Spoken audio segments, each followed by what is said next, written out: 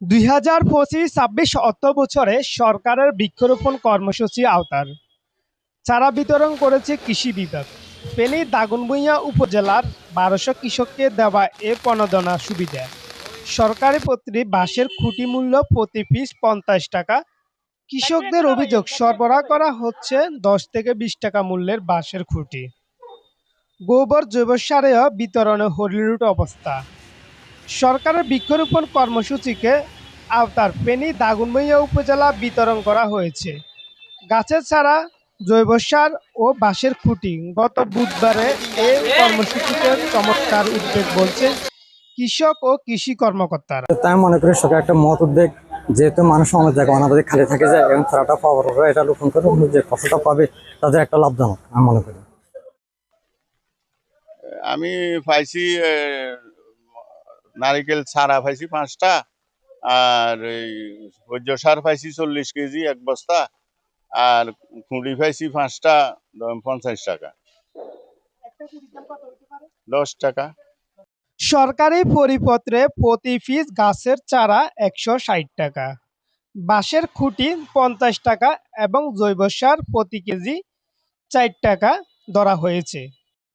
পরিবহন ও আনুষ্ঠানিক প্রত্যাশিত ব্যয় ধরা হয়েছে আলাদাভাবে, যেখানে প্রতি কৃষক 5টি গাছের চারা, ১৫০ কেজি জৈব সার ও 5টি বাঁশের খুঁটি পাবে। তবে অভিযোগ, বাস্তবে দেওয়া হয়েছে 40 কেজি জৈব সার। এদিকে কৃষকদের স্বাক্ষর নেওয়া হয়েছে ১৬০ কেজি সার প্রাপ্তির স্বীকারোপত্রে। গণকণ্ঠের ক্যামেরা ধরা পড়লে উত্তর নেই এই উপসহকারী কৃষি কর্মকর্তা। স্যার সাংবাদিক আসছেন, স্যারের সাথে কথা বলেন না। আরে ভাই, কুলি এটা কত 10 টাকা। আমি এখানে উপজেলাতে আমরা ইউর মাধ্যমে 5টা নারিকেলের চারা, 40 কেজি জৈব সার, 5টা খুঁটি পাইছি। আমাদের প্রতিজনকে 1 বস্তা জৈব সার 40 কেজি আর 5 পিস নারিকেলের চারা দেওয়া হয়েছে। 5টা করে বাঁশের খুঁটি দেওয়া হয়েছে। খুঁটি মনে করেন 100 টাকা 5টা, 1 পিস 20 টাকা হবে। আমরা এখানে আসার পর কৃষকদের সাথে কথা বলেছি। আমার হাতে যে বাঁশের খুঁটিটি দেখতে পাচ্ছেন, এটি কৃষককে বলতেছে যে এটার দাম 20 টাকা হবে অথবা 20 টাকার উপরে হবে। সরকারি পরিপত্রের মধ্যে যদিও 50 টাকা দেখানো হয়েছে, আসলে আমরা এখানে আসার পর কৃষকদের সাথে কথা বলার পর তারা আমাদেরকে যেমনটি জানিয়েছে, এই যে আমার হাতে খুঁটিটি দেখতে পাচ্ছেন, এটার দাম হয়তো 20 টাকা হবে অথবা 20 টাকার উপরে হবে। এই বিষয়ে আমরা আরো মান যাচাই করার জন্য আমরা এখানে দায়িত্বশীল যারা আছে কৃষি বিভাগে তাদের সাথে কথা বলার জন্য আমরা এখন যাচ্ছি।